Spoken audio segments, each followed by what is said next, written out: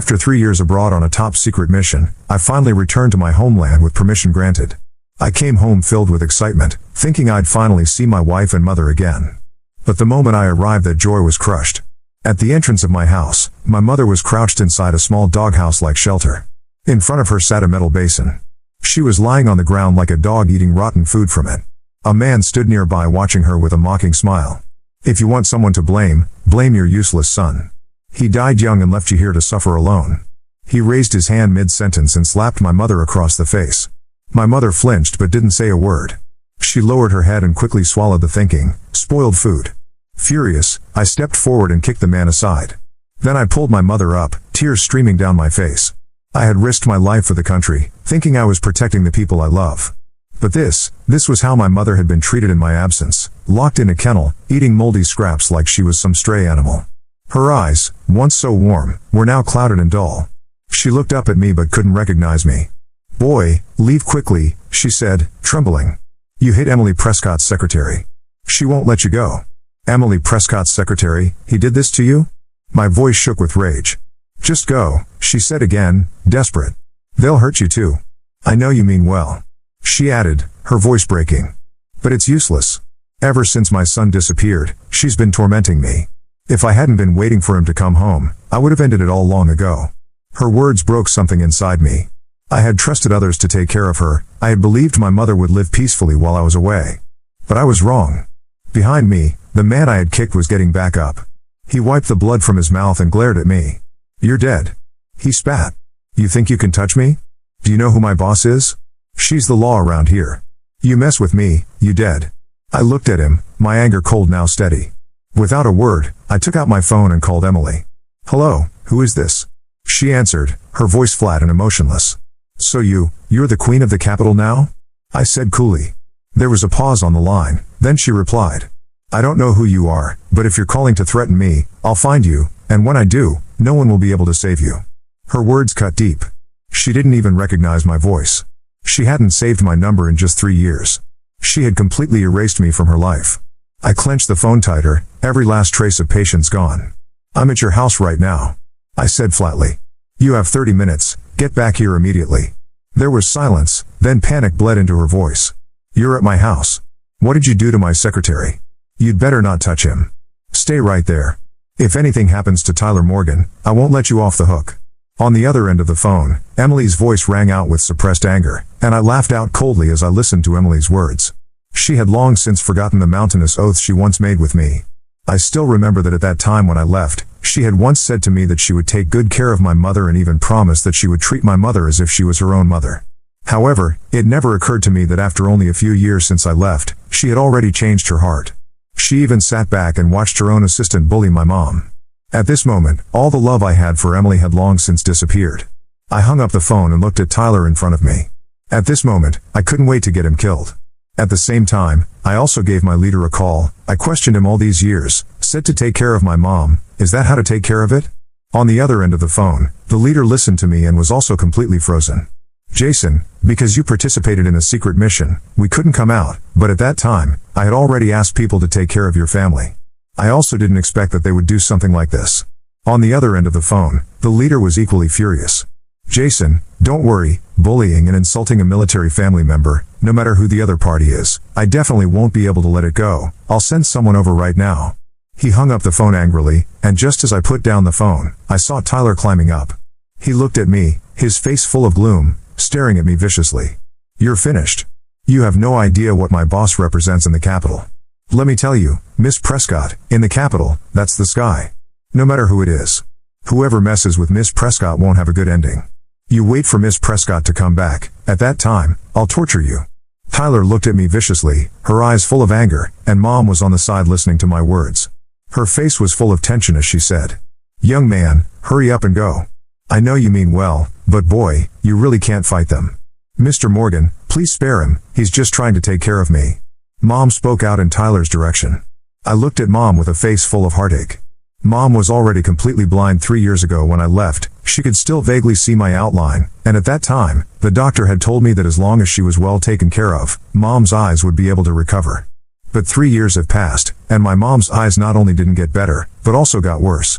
At this moment, I realized how much my mom had been wronged in these 3 years. For Emily, all I had left at this moment was hatred. Tyler, on the other hand, looked at Mom's pleading appearance and laughed coldly as she spoke out. "You want to plead for him, then you will kneel down and beg me." Upon hearing this, Mom was ready to kneel down, but in the next second, she was pulled by me. At this moment, I had already burst into tears. "Mom, it's me, I'm back." I pulled my mom's hand and called out softly to her. Upon hearing my words, Mom froze, and in the next moment her palm stroked my cheek in panic. "Jason, is it really you? Jason, you're okay, you're finally back. They all said you were dead. I didn't believe them. My child, you're finally back." I listened to my mom's words, and at this moment my heart had long been like a knife. I panicked and helped my mom up. My eyes have long been filled with tears. "Mom, I'm back. Don't worry, I'm not leaving," I gently assured my mother. "Don't worry, Mom, I'm here now." But she gripped my arm tightly, her voice filled with fear. "Jason, you need to leave quickly. Emily isn't the same person she used to be. She's changed." Without waiting for a response, she added bitterly, "All she cares about now is that pretty boy." Hearing her words, my heart ached. I held her hand and said softly, "Don't worry, as long as I'm here, no one will hurt you." Just then, Tyler stepped forward, his eyes sharp and cold. "So you're Jason Whitaker," he sneered. "I thought you were dead." He glared at me with clear hatred. "I never expected you to actually come back." Then he smirked. "What do you think showing up now will make Emily change her mind?" He took a step closer and spoke with venom. "Let me tell you something, Emily is mine now. If you're smart, you'll sign the divorce papers, take your blind mother, and disappear." His tone grew more arrogant. "You think you still have A in her life? You're nothing now. She's far beyond your reach." I looked him in the eye, my voice calm but cold. "Whatever happens between me and Emily is none of your business." He let out a mocking laugh. "You really don't know, do you?" With a smug grin, he leaned in. "Emily is pregnant with my child." "That's right, she's mine now." I stared at him without flinching, my eyes frosty. He had no idea how deep the trouble he'd stepped into really was. As for Emily, I didn't feel like saying another word about her. The moment I saw how my mother had suffered, I knew Emily would have to pay for what she allowed to happen. Tyler continued, his tone full of threats. "I'm Emily's man now. She has powerful connections in high places. With just one word from her, you'll be finished. You should kneel down with your blind mother right now and bark like a dog, or I swear I'll make you regret it." I didn't move. My gaze never wavered, but my mother, terrified, tried to kneel. "I'll kneel. Please, just don't hurt my child." I quickly held her back and whispered, "Mom, don't be afraid. As long as I'm here, no one will lay a finger on you." Then I turned to Tyler, my voice sharp and steady. "Even if Emily herself comes, I'll make her pay for what she's done." A cold female voice suddenly echoed from the doorway. "Oh, you're going to make me pay." I turned and saw Emily marching in, surrounded by bodyguards. The moment her eyes met mine, she stopped in her tracks, stunned. Her belly was large, she was clearly pregnant. "Jason?" she asked, visibly shocked. "You're back." She instinctively placed a hand on her stomach, panic flickering across her face. But when she met my cold, emotionless eyes, she quickly regained her pride. Her tone turned sharp. "You still have the nerve to come back all these years you disappeared," she snapped. "If it weren't for me taking care of your mother, she would have died a long time ago." I let out a cold laugh. "This is what you call taking care of her?" I pointed straight at the doghouse where my mother had been crouched. Emily lowered her head, silent, but the guilt in her eyes said it all. Just then, Tyler jumped in. "Emily," he hit me the moment he showed up. "Look, I'm covered in bruises." He rushed to her side, grabbing her hand like a helpless victim. "You have to stand up for me." Emily's eyes instantly filled with concern. "Jason, how could you? You've gone too far. How dare you attack Tyler for no reason?" But as she yelled, I didn't even feel angry anymore. I was done with her. I only looked at her with the same icy stare. Seeing my expression, Emily faltered, but she quickly straightened up and snapped again. "Jason, just for laying a hand on Tyler, I could have you killed. Apologize to him now." She folded her arms. "And since you're back, let's just settle this. Sign the divorce papers." I looked at her calmly. "Divorce? Fine, but do you really think I'll just walk away because you say so?" Before she could reply, "Tyler what more do you want?" He spat. "Emily is being kind, and you're taking advantage of it. She should have crushed you the moment you walked in. Sign the papers and get lost." Then he turned to Emily with a confident smile. "Emily, why are you even wasting time on him? Once he's gone, we can finally be together." He added softly, "Think about our child." Emily's expression turned cold. She looked at me and said sharply, "Jason, sign the divorce papers now, take your mother and leave. If you don't, I won't be so polite next time." Then she turned to her men. "If he refuses, force him to sign." As soon as the words left her mouth, the bodyguards rushed toward me, but I didn't flinch. My expression only grew colder. They had know of the storm, they had just called upon themselves. Just as I was about to act, the villa's front door was kicked open. A group of armed men stormed inside. "What do you think you're doing?" someone shouted. Emily and Tyler froze in place, stunned. "Who let you in?" Emily screamed. The men didn't answer, instead they walked straight up to me. "General Whitaker," one of them said. "We've been sent here under direct orders." The armed men stood tall and unshaken, forming a protective wall around me and my mother. Their uniforms bore the insignia of the Special National Defense Corps, elite units that only answered to the highest levels of command. The leader, a square-jawed man with a calm but firm presence, saluted me. "General Whitaker, we were ordered to escort you and your mother safely. The orders came from the top." He said this with deliberate clarity, making sure everyone in the room heard. Emily's face drained of all color. Tyler stumbled back, confusion and panic written all over his face. "General?" he whispered, suddenly unsure of himself. He looked at me like he was seeing a ghost. Emily tried to recover. "Wait, Jason, you were just a soldier, how?" I turned my gaze on her, sharp and unforgiving. "You never cared enough to ask. You left my mother to rot in a kennel and handed power over to a parasite like him. What right do you have to ask anything now?" The leader of the unit stepped forward again. "Sir, we were also instructed to detain anyone suspected of abuse against a military family." He turned toward Tyler. "That includes him." Two men flanked Tyler instantly, gripping his arms before he could react. He screamed, "Wait, you can't arrest me. I work for Emily Prescott. She has powerful friends." The officer didn't flinch. "Your title means nothing to the law. Especially when the person you dared abuse is the mother of a decorated war hero. You'll answer for everything." Emily stepped forward, panicked. "This is a misunderstanding. Tyler didn't mean harm. He was just trying to keep things in order." She glanced at me, attempting a softer tone. "Jason, please. We can talk about this. Maybe things got out of hand, but I never wanted any of this." She looked at my mother. "I swear, I always try to help." I stepped between her and my mother. "Help? You stood by while your assistant mocked her, starved her, beat her. You turned your back on everything you once promised me. You're not the woman I left behind. You're a stranger, and worse than that, you're a coward." Emily's lips trembled, but no sound came out. Tyler was still shouting in the background as he was dragged out of the house. "You'll regret this. Emily, help me. Tell them to stop." She said nothing. I turned to the squad. "Take him to the holding facility. I'll be there later for a full report." "Yes, General," the officer replied. Then they vanished with Tyler, leaving a stunned silence in the room. My mother clutched my arm tightly. "Jason, are you really a general now?" I smiled through the ache in my heart. "I never told you, because I didn't want you to worry. I was promoted during my last year. Everything I did to protect this country, and you." She nodded slowly, tears falling silently. "I never stopped praying for your return." I led her to the living room and sat her gently on the couch. The place was lavish, decorated with marble and crystal, but it all felt hollow. I turned to Emily. "This house, this wealth, it all means nothing if you lost your humanity along the way." She crossed her arms tightly, trying to look strong, but her voice cracked. "I was alone, Jason. You disappeared, no calls, no letters. Everyone said you were dead. I waited. I cried. Then I had to survive. I built something for myself. And in the process, you destroyed someone else," I shot back. "You promised me you'd take care of her like your own mother. Instead, you locked her outside and let your dog of a secretary beat her. Do you even hear yourself?" She remained silent, staring at the floor. I stood up. "This is the last time we speak as husband and wife. Send the divorce papers. I'll sign them. But know this, your name will never be spoken in my home again. Not as a friend. Not as family." Emily's lips tightened. "Fine. You want out? You'll get it. But don't think you can come back into this city and play the hero. You left. I stayed. Everything here is mine now." I stared at her for a long moment. "You can have your titles. Your business. Your lies. I already took back the only thing that matters, my mother."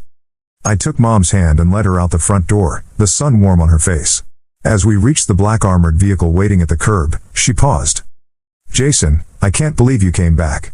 I thought I'd die out there alone." "Never," I whispered. I will never leave you again. The doors closed behind us, sealing off that chapter of our lives. For now. The drive was quiet.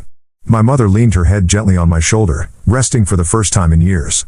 When we arrived at the military hospital, the staff stood in salute. A private wheeled out a nurse, and the moment she saw my mother's condition, her face darkened. She's severely undernourished, blind in both eyes, and has untreated bruises. We'll begin immediate care. Thank you, I said softly. After they took her inside, the officer from earlier rejoined me. General, Tyler Morgan is in custody. He's been interrogated. We've recovered surveillance footage, financial records, and audio clips. We even found personal letters from Emily authorizing him to keep your mother outside to avoid public embarrassment. I clenched my jaw. Prepare a case file. I want it airtight. We'll take them both down. Understood. I went to the observation room. My mother was asleep in a warm bed, her expression finally peaceful. I couldn't erase the past, but I could fight for her future. That night, I stood on the rooftop of the facility, watching the city skyline. My phone buzzed. A private number. I answered without speaking. Jason, came Emily's voice, shaky. I'm sorry. I really didn't know Tyler was doing all that. I thought you were never coming back. You thought wrong, I replied flatly. Can we talk? Please. Just once, face to face. I paused, then said quietly. You had your chance to protect the person I loved most in this world. You failed. There's nothing left to talk about. Then I ended the call.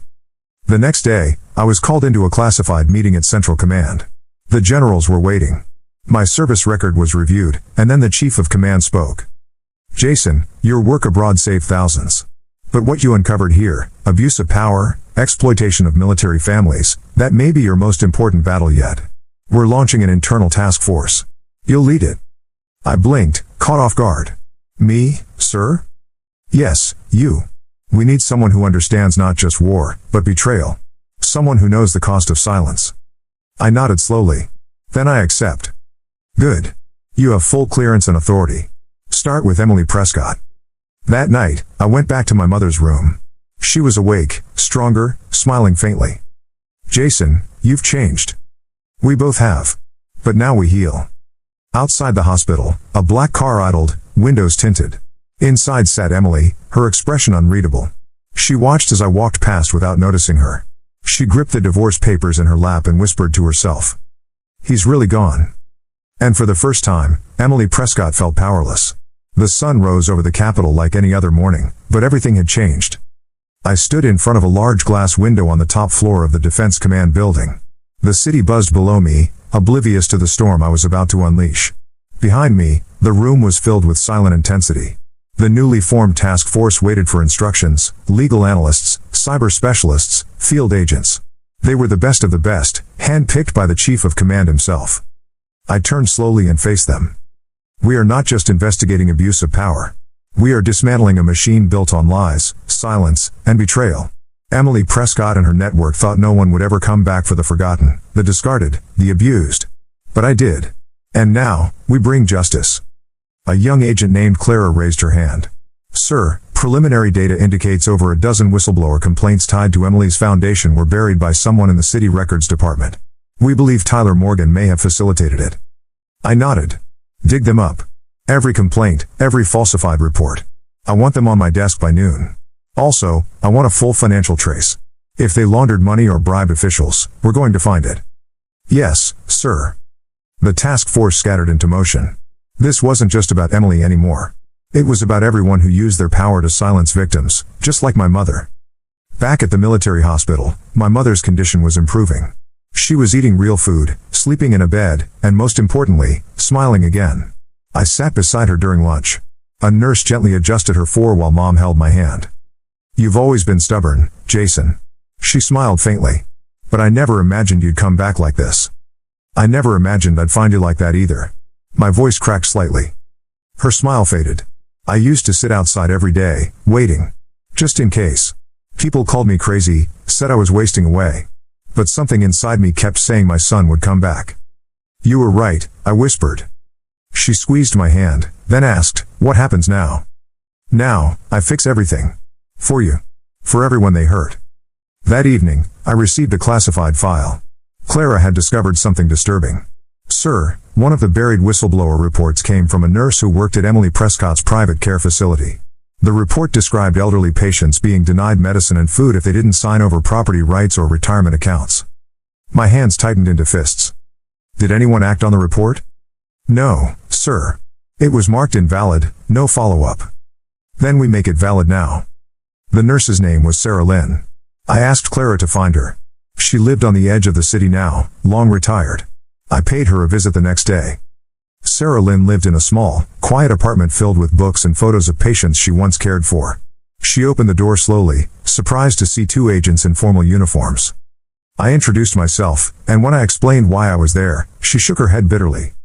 I tried, she said. I really did. I filed reports, talked to supervisors, even mailed letters. No one cared. One day I found a threatening note on my windshield. After that, I moved and never looked back. We care now, I told her. We're building a case. I need your testimony. She looked at me with tired eyes. Do you think it will make a difference this time? It already has. I pulled out the file of names. Her report matched 8 confirmed victims. We've reopened the cases. Sarah finally nodded. Then I'll testify. But only if you promise to go after all of them. Not just Emily. The lawyers. The doctors. The ones who stayed quiet. I promise. 2 days later, I sat in front of a panel of government prosecutors. I laid out the evidence piece by piece. Financial records showing forced property transfers. Video footage of mistreatment. Audio clips of Tyler bragging about how easy it was to silence old pests. Names. Bank accounts. Transactions. The head prosecutor leaned back. This isn't just corruption. It's organized criminal behavior under the guise of public service. Exactly. And they hurt military families. They disgrace the flag they claim to support. Then they'll pay. We'll push for a public trial. The people deserve to know. Emily Prescott received her subpoena the next morning. She was in her penthouse, seated by a large window, sipping tea. Tyler was gone. Her phone buzzed, and her assistant's voice trembled. Ma'am, you've been summoned to appear before the state prosecution office. They're charging you with obstruction of justice, abuse of power, and financial coercion. Emily froze. Then whispered, Jason, what are you doing? The news exploded by noon. Capital philanthropist Emily Prescott under federal investigation. Head of Prescott Foundation accused of abusing military families. Tyler Morgan arrested on multiple counts. Within hours, sponsors began pulling funding from Emily's businesses. Public figures distanced themselves. Clients canceled contracts. Her empire began to crumble. That night, I received an anonymous envelope. Inside was a flash drive. When I plugged it in, a single video file played. It was Emily, young, radiant, sincere, sitting beside me on our wedding day. She looked into the camera and said, I promise to love you, to honor you, and to protect your mother like my own. The recording ended. It was dated 7 years ago. I stared at the screen, silent. Then I deleted it. The trial date was set. Emily would stand before the Capitol Court in 30 days. Tyler had already turned on her, trading evidence for a reduced sentence. Sarah Lynn and 3 others were prepared to testify. My mother would attend as a witness, legally blind, but more dignified than anyone in that courtroom. And I would speak last. Not as a general. Not as a husband. But as a son. As the chapter closed, I stood once more beside my mother's bed. She held my hand. Jason, you know revenge and justice are not the same thing. I know, Mom. But sometimes, they walk the same road. At least for a while. She smiled faintly, and I kissed her forehead. Sleep well. I'll protect you now. And this time, I won't disappear. The courtroom was already packed before sunrise. Reporters gathered like vultures on the courthouse steps, shouting questions and flashing cameras. Protesters lined the sidewalks holding signs. Some demanded justice for military families. Others defended Emily Prescott, claiming it was all a political attack. Inside the courtroom, the air was tense. Emily arrived flanked by 2 attorneys, dressed in a simple gray suit, her hair pulled back tight. Her usual confidence was absent. She looked smaller than before. Her eyes scanned the room but quickly dropped the moment they met mine. I sat in the front row with my mother beside me. She wore dark sunglasses and a navy coat. Despite her fragile appearance, she sat with quiet strength. The courtroom doors closed, and the trial began. The prosecution wasted no time. They introduced Sarah Lynn first. The retired nurse took the stand and told her story clearly, without emotion. She described how elderly patients were denied food, medicine, and basic dignity unless they signed over assets. When asked who gave the order, she spoke a name that rang through the courtroom like a bullet. Emily Prescott. The defense tried to paint Sarah as bitter, unstable, a disgruntled employee. But the evidence was overwhelming. Financial transfers. Security footage. Phone recordings. Even Tyler's confession. Still, Emily never spoke. Not once. She sat still, face blank. The prosecution continued with more witnesses. A veteran's daughter who lost her inheritance. A whistleblower who'd been fired and blacklisted. A government clerk who admitted he'd been paid to bury reports. By the end of the week, the courtroom had heard from 12 victims. Each one pointed the finger at Emily. Each one told a story of betrayal and greed masked as charity. But something still felt off to me. Too clean. Too convenient. Emily wasn't stupid. Reckless, maybe. But not this sloppy. Someone else had helped cover her tracks. Someone higher. That evening, I returned to command. Clara was waiting for me in the briefing room, her face pale. "Sir, we found something." She handed me a file. A hard copy, old school. We traced the original burial of Sarah Lynn's report. It didn't stop with Emily or even Tyler. It went through a man named Jonathan Creel. He works inside the Department of Internal Affairs. I knew the name. Jonathan Creel was a former intelligence director. Resigned after a scandal that never reached the press. A man who vanished from headlines but never from power. What does he have to do with Emily? Clara hesitated. He's her godfather. He funded the Prescott Foundation in its first year. And we found sealed documents that suggest he was using the foundation as a front to collect dirt on military families, leverage for future blackmail. A chill ran through me. This wasn't about Emily anymore. She wasn't the head of the snake. She was just the shield.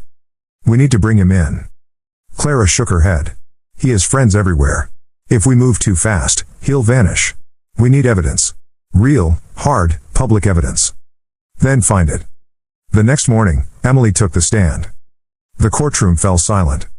She looked different, like someone carrying the weight of too many secrets.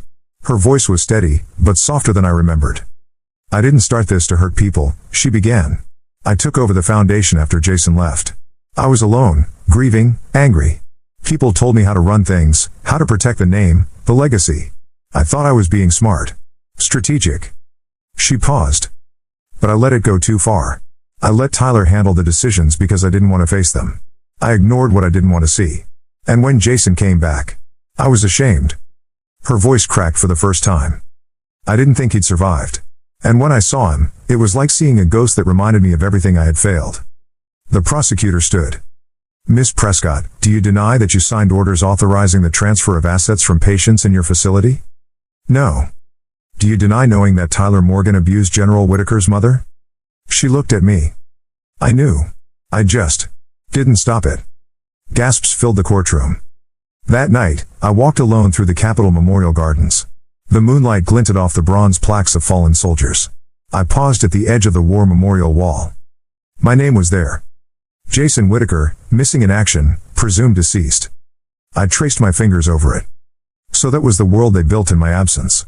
A world where my name became a grave marker and my mother a forgotten soul. Behind me, footsteps approached. It was Emily.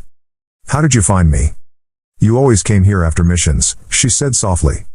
I didn't answer. "Jason, I didn't know about Jonathan. Not at first. But when I did, I was afraid. You still protected him." She looked down. "He said if I kept quiet, he'd make sure the foundation thrived. That we'd have protection. At the cost of everyone else." "I know." She took a deep breath. "I want to make it right." "How?" She reached into her coat and handed me a small recorder.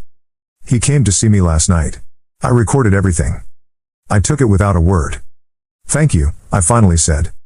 Emily stepped back, tears in her eyes. "Will you ever forgive me?" I stared at the wall again. Forgiveness is earned, not begged for.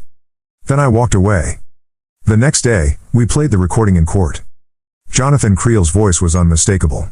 He bragged about manipulating officials, silencing whistleblowers, and shaping public narratives. He called veterans relics. He called military families disposable. He signed his own warrant. Arrest teams moved before the trial ended. By sunset, Jonathan Creel was in custody. Emily received a reduced sentence in exchange for the recording. Tyler's deal was voided. His sentence increased. The Prescott Foundation was dissolved. Government reforms were introduced to protect military families from future exploitation. And my mother? She stood beside me, cane in hand, when the news broke.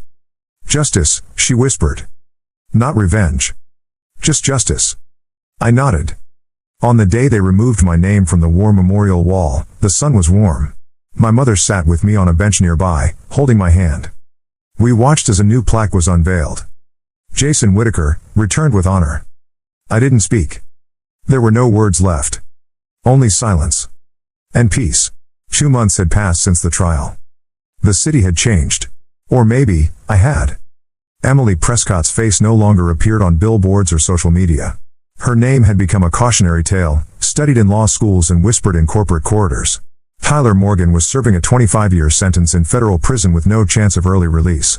Jonathan Creel, despite all his connections, had been denied bail and was awaiting trial for high treason and corruption. The task force was now permanent. We had uncovered dozens of smaller foundations linked to similar abuses. The rot had spread deep, but it was being carved out, piece by piece. I had been offered medals, promotions, interviews.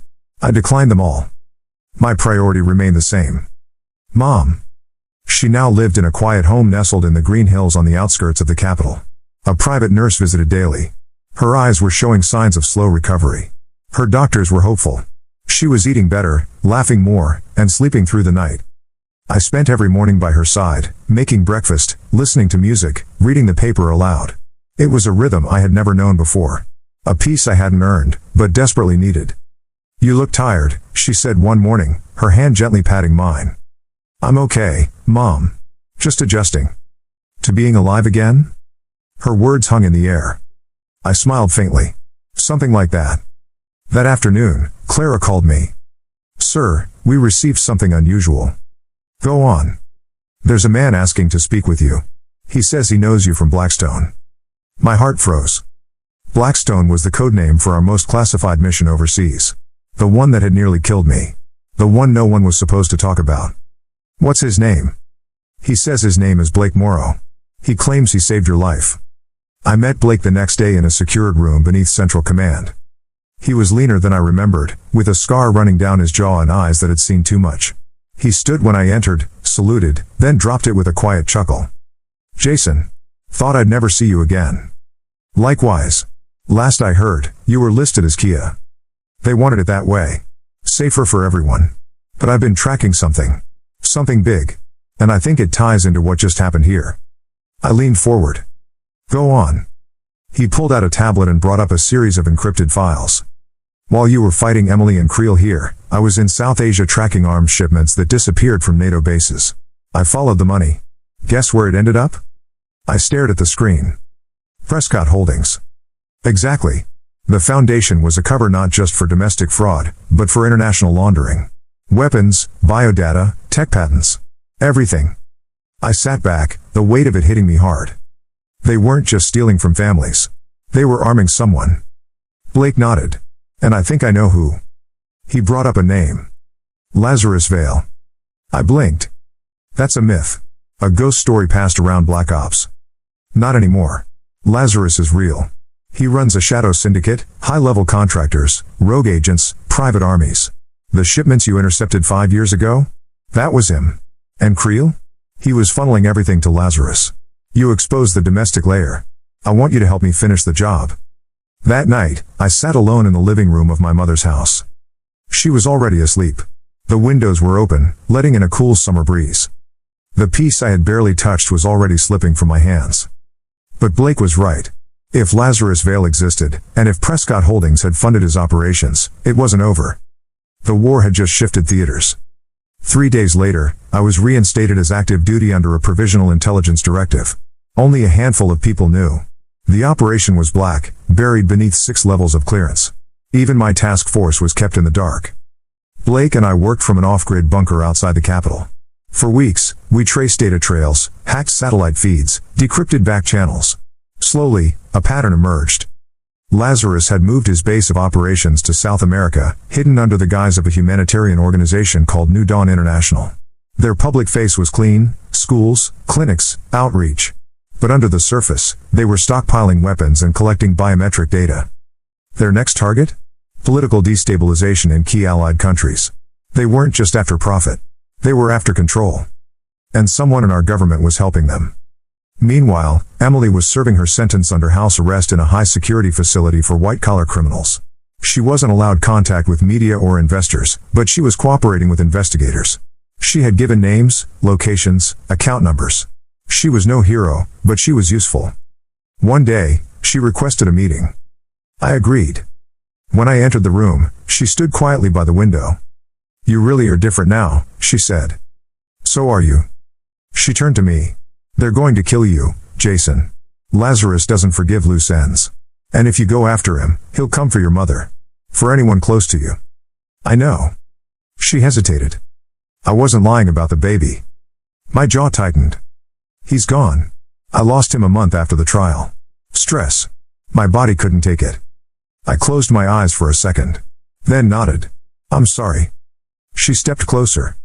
"Promise me one thing. When you take him down, don't become him." I opened my eyes and met hers. "I won't." Then she said the one thing I never expected to hear. "Tell your mother. I'm sorry." Back in the bunker, Blake and I prepared for deployment. We had coordinates, intel drops, names. The op would take place in under 72 hours. If we succeeded, we'd dismantle the last leg of the Prescott-Creel network. If we failed, we wouldn't come back. The night before the mission, I returned to my mother's home. She was waiting, seated in the garden with a blanket over her lap. The stars above us blinked silently. "You're leaving again, aren't you?" "Yes." "Will you come back?" I knelt in front of her and took her hands. "I always do." She didn't cry. She only nodded. "Then go do what you were born to do." As I boarded the jet at a private airstrip, my comm buzzed. Clara's voice came through, low and urgent. "Sir, we just intercepted chatter. Lazarus knows you're coming." I looked at Blake. "Let him know we're already there." The jungle heat pressed down like a weight. Every breath tasted of soil and sweat. Blake and I moved through the dense canopy, armed with silenced rifles and nanotech comms. Our target was hidden beneath the surface of the Amazon basin, a subterranean fortress masked by false humanitarian outposts and a network of electromagnetic scramblers. Satellite imagery had failed. Only boots on the ground would work now. We reached the ridge overlooking the facility just past midnight. It didn't look like much, rows of tents, supply trucks, medical stations. But the heat signatures told a different story. Beneath that innocent facade, dozens of armed guards patrolled steel corridors tunneled into the earth. Blake adjusted his earpiece. "Infiltration route confirmed. Thermal scans show a side access tunnel 20 meters east. Minimal surveillance." I nodded. "Let's move." We slipped down the ridge in silence. This wasn't just another mission. This was the endgame. If we succeeded, we'd cripple Lazarus Vale's entire network. If we failed, there would be no recovery. We entered the facility through the side tunnel, disabling the first two guards with tranquilizers. Blake hacked the internal security panel while I set the disruptor charge on the surveillance array. As soon as the signal jam began, we moved fast. Inside, the place was cold steel and humming lights. The smell of metal and fuel filled the corridors. We passed storage rooms packed with weapons, vials labeled with genetic codes, and encrypted terminals glowing faintly in the dark. "What the hell is this?" I muttered. Blake tapped one of the vials. "This isn't just warfare. They're harvesting DNA. Biometric data from military families. Experimental gene editing tech. They're building leverage." I scanned the labels. Some names I recognized. Soldiers. Families. Even children. "Monsters," I said. "No," Blake replied grimly. "Calculators. Lazarus doesn't want to destroy nations. He wants to own them." We reached the command center just as the alarm tripped. Someone had noticed the silence on the outer perimeter. 30 seconds, Blake warned. "Whatever we're going to do, it has to be now." I located the server core and jammed the decryptor in. Data flooded the drive, transaction records, blackmail footage, top-secret communications between Lazarus and government officials from 3 continents. We'd have proof. If we made it out alive. Then the door exploded behind us. They came in waves. Trained mercenaries in full tactical gear. We returned fire from behind overturned consoles, each second pushing us closer to being overrun. "Hallway east," Blake shouted. "Fall back." We retreated down the service corridor, smoke trailing behind us, sirens blaring in red pulses. I hit the comm. Extraction, now. Coordinates Delta Tango 17. Confirmed, Clara's voice came through. ETA 5 minutes. You'll need to reach the north clearing. We ran. In the clearing, the chopper hovered low, blades cutting through the night. We emerged from the jungle just as 2 more guards appeared behind us. Blake took one out. The second raised his rifle. Then dropped. A single shot echoed from the ridge. I turned. It was Emily. She lowered the sniper rifle with shaking hands, her face pale, her eyes unreadable. I didn't ask how she'd gotten there. I didn't care. She ran down the hill, breath ragged. You idiot, she said. I told you they'd come for you. Blake dragged me into the helicopter. We're out of time. I grabbed Emily's arm and pulled her in with us. The chopper lifted as bullets cracked through the trees. We were airborne. Back in Capital Airspace, we handed over the drive. The data brought down 5 foreign officials, 2 intelligence directors, and 4 heads of multinational corporations. It exposed decades of covert manipulation, exploitation of military bloodlines, and illegal biological research. Lazarus Vale disappeared. Vanished before the final assault, leaving behind a decoy body and a cold trail. He had anticipated failure. But he'd lost his network. He'd lost his funding. He'd lost his shield. A month later, I stood on the Senate floor. Not in uniform. Not as a general. Just as a son. I testified for 4 hours before a bipartisan commission. I told them about my mother. About the foundation. About the betrayal. And about the cost of silence. Legislation passed within weeks. A new division was created, Guardian Watch, to oversee and protect military families from corporate exploitation and political abuse. For the first time in decades, real accountability began to take root. Emily was granted clemency. Her sentence commuted, her assets seized, her reputation forever scarred. But she kept one thing, freedom. She moved quietly to the mountains, out of the public eye. Some hated her. Some forgave her. I did neither. But I visited her once. She opened the door without a word. We sat on the porch. Said little. Until she finally asked. If I hadn't stepped in, would you have died? I didn't answer. Because we both already knew. She had saved me. Just once. And maybe, that was enough. Blake left for a new mission overseas. Disappeared like a ghost, no forwarding address. Just a short note. Next time we meet, I owe you a drink. I smiled when I read it. Some debts never get collected. Mom's eyesight had stabilized. She still couldn't see clearly, but she could recognize shapes. She could walk alone again. She'd even started tending a small garden in the back. I built her a bench. Every morning, she sat on it with her tea, humming the lullaby she used to sing when I was a child. And every morning, I sat beside her. Not as a general. Not as a soldier. But as a son. 3 months had passed since the fall of the Prescott Foundation. On the surface, life had returned to normal. The city buzzed with politics and business as usual. Veterans received better care. Military families received new protections. My mother's name, once erased from the system, was now on official records as a survivor of institutional abuse. But peace, real peace, never comes without a price. And sometimes, it comes late. I was walking through the park one afternoon, not far from the Capitol Memorial Garden, when a child bumped into me. Sorry, mister. He ran off before I could respond. Just a kid. But when I looked down, I noticed something strange in my coat pocket. A note. No envelope. No signature. Just 2 words in handwriting I hadn't seen since the war. Miss me? My blood froze. Back in my office at Guardian Watch, I scanned the note for fingerprints, DNA, trace elements. The results came back blank. No residue. No print. No trace. Only one man could leave no trail. Lazarus Vale. He was alive. Clara burst into my office the next day. Sir, you need to see this. She laid out a map, 6 cities across 3 continents, each one hit by coordinated cyber attacks over the past 48 hours. Government agencies, military servers, and genetic archives. Not theft. Deletion. Complete erasure of data tied to the Lazarus network. He's burning his footprints, Clara said. Scrubbing the world clean of his past. And he's warning us, I said quietly. Letting me know he's still watching. She looked nervous. What do we do? I looked at her, steady. We wait. He'll slip. When he does, we'll be there. A week later, I found myself back in the hills at my mother's house. It was early evening. The sky was gold, the wind soft. She was planting flowers, slowly, carefully, while humming an old melody. "You're restless," she said without turning.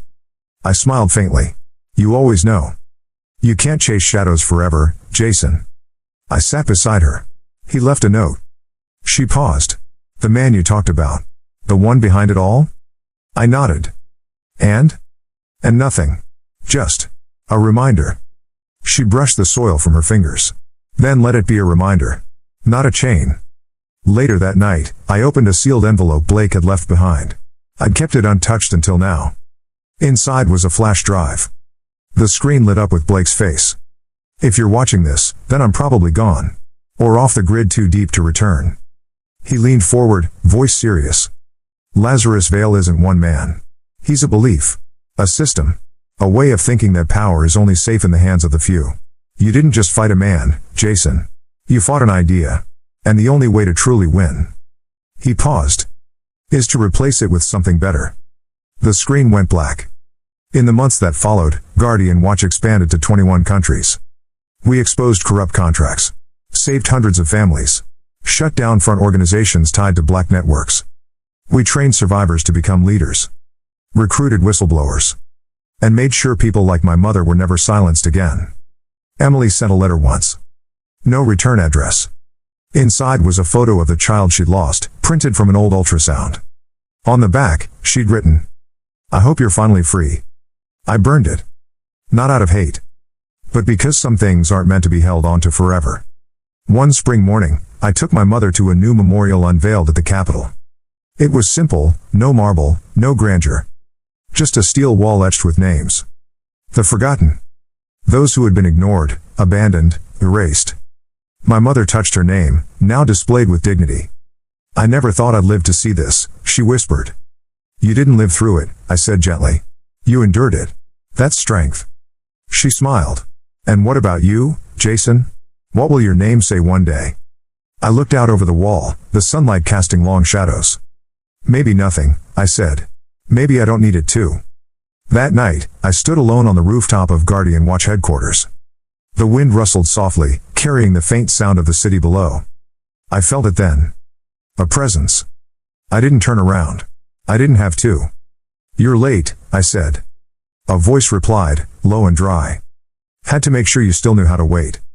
Lazarus Vale.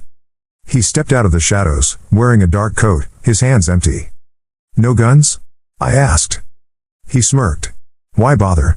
If I wanted you dead, we wouldn't be talking." "What do you want?" "To see the man who ruined everything," he said. "To see what he built in its place." I said nothing. He walked to the edge and looked over the city. "You won, Jason. Enjoy it. But remember this, systems rot. People forget. And when they do, I'll be back." I stepped beside him. "And when you do, I won't be waiting alone." He chuckled softly, then stepped backward into the darkness. Gone. I returned to my mother's house the next day. The garden was blooming. The bench was warm. She sat with her tea. "Was it him?" she asked. I nodded. "And?" "I let him go." She looked at me. "You sure that was wise?" "No," I said. "But it was right. The world wasn't perfect. It never would be. But we had pushed back the dark.